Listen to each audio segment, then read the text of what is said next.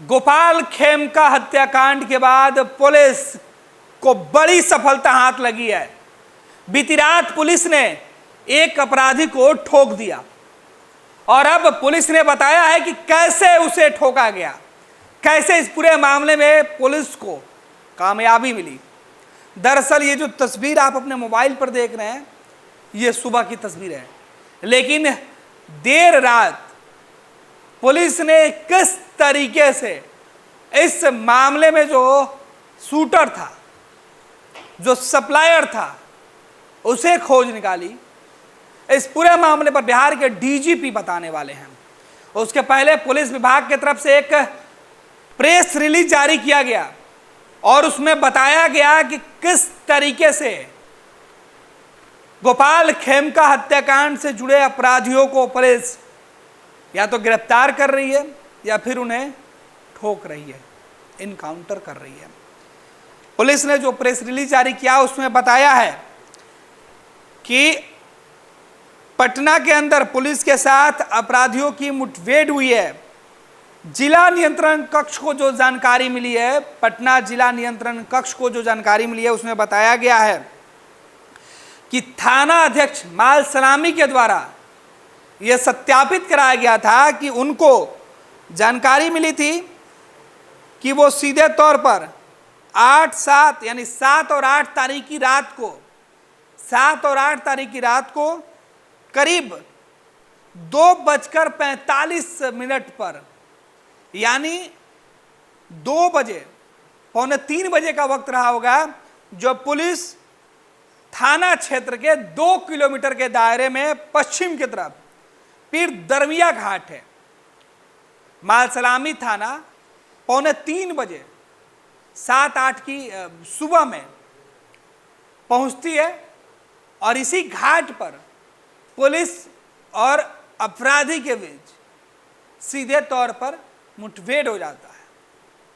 इस बीच बताया गया कि दरमिया घाट के पास पुलिस और अपराधी के बीच सीधी मुठभेड़ हुई, जिसमें एक अपराधी विकास उर्फ राजा, जिसकी उम्र 29 साल है, जिसके पिताजी का नाम प्रदीप महतो है, जो दाऊद चक नगला थाना माल सलामी का ही रहने वाला था, वो मारा गया।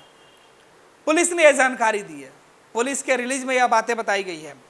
इसमें यह भी बताया गया है कि इसके बाद माल सलामी थाना के सूचना के बाद अनुमंडल पुलिस पदाधिकारी पटना सिटी 2 के द्वारा सुबह 5 बजे घटनास्थल पर पहुंचकर पूरे घटना की जानकारी ली गई।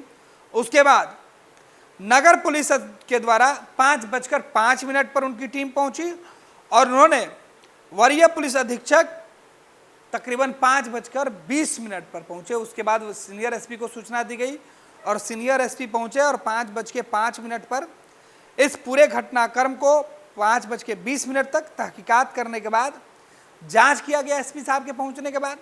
उसके बाद घटनास्थल से पुलिस को जो सबूत मिले हैं उसमें एक पिस्तौल, गोली और खोखा बरामद किए गए।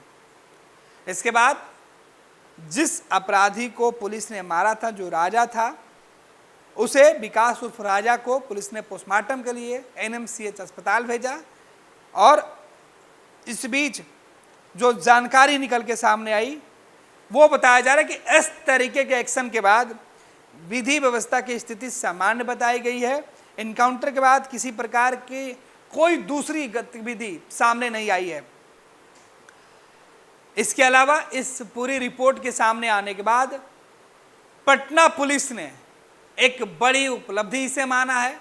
साथ ही साथ इस इनकाउंटर के बाद, इस मुठभेड़ के बाद पुलिस को कई अन्य जगहों से जो इनपुट मिले थे उसके आधार पर सबसे बड़ी जो रिकवरी है वो पुलिस को हुई है। बड़ी सूचना प्राप्त हुई है, बड़ी सफलता हाथ लगी है और उन सफलता के बारे में खुद बिहार के डीजीपी मीडिया को बताने वाले हैं। और इसके पहले हम आपको तस्वीरें दिखा रहे थे।